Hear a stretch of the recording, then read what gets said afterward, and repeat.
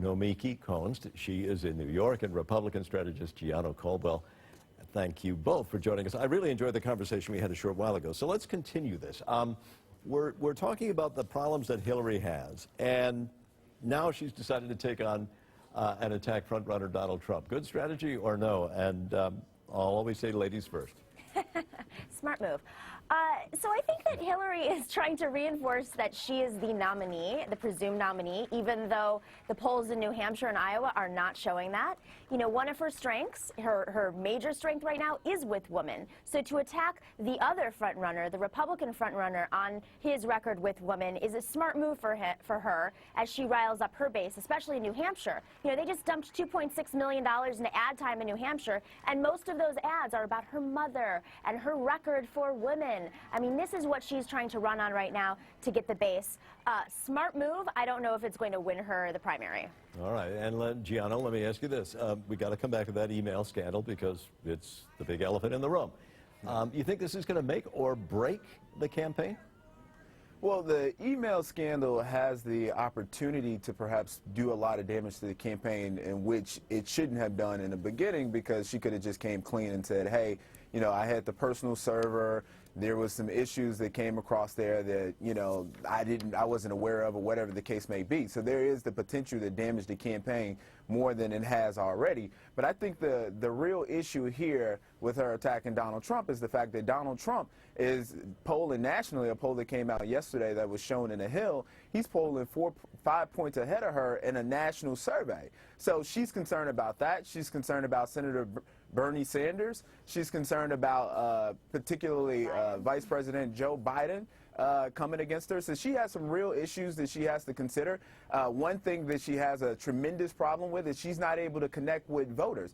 Particularly so, she's not her husband. He was able to connect with voters very well. Yeah. When there's an issue that comes up, she generally says, well, we'll get back to you with, you know, with our position on it, because they got a poll tested to see if it's going to be a good response or not. So she's not coming out authentic at all. So this is problematic for her on many levels. Well, you mentioned Donald Trump there, and we've only got a little bit of time, so hold on.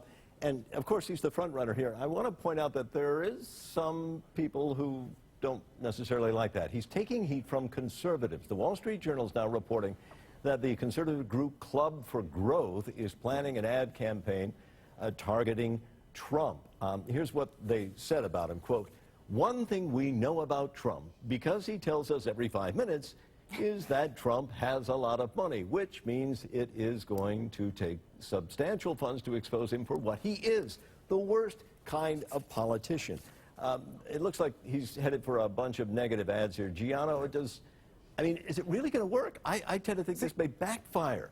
See, this is the issue. Most politicians or people that are running for office, generally speaking, when they pontificate on their success, especially after the Obama presidency, is seen as a negative thing. That wasn't the case many years ago. The thing about Donald Trump people like is the fact that he does not run away from his success as Mitt Romney did in some ways in 2012. He's super rich. He doesn't care how much money that he has. He wants you to know that he's been a successful business maker, entrepreneur, and he has all these different companies. I think in Republican circles, people are really frightened by the fact that he is saying things that most people never say. No one can understand what kind of phenomenon Donald Trump is, because the things that he say, the rhetoric in which he uses, is something that hasn't been usually a winning topic of discussion. He's talking about issues that are coming to the forefront in which no GOP candidate wants to touch, because it generally puts them in a bad spot. Well, Nomiki, let me go back to this ad campaign. Do you think their efforts to try to make Trump look bad are really going to just backfire on them, and many people are going to say, yeah, I'm still with Trump?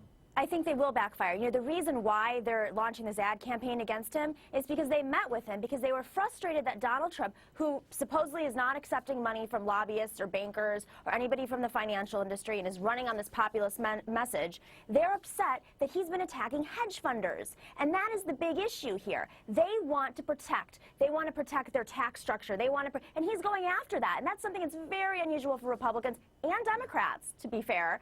So this is the key thing, and I think that if anything, it's going to excite voters at the base level, which she's been able to do thus far, and it's also going to help the other side as well. Bernie Sanders is running on the same message. Right. So this issue, this campaign is all about income inequality, and so you're going to have a lot of backlash from the super PACs attacking any candidates that go against their tax structure, hedge fund, tax benefits and loopholes. And that's a great point, but what you're saying Donald Trump is doing is something that's absolutely resonating with everybody, because at the end of the day, guys with these big hedge funds, they really pay little to no tax, and it's unfair to many Americans in a lot of ways. Well, so it's a populist attitude. It appeals It's to a people very broadly. populist attitude. Yeah, all right. Well, Without we got to question. leave it there. I'm sorry, but Nomiki Konst, great to talk to you. Gianno, Caldwell, thank you very much. Thank you for having me. Love you both for your insights. Thanks. Thank you so much.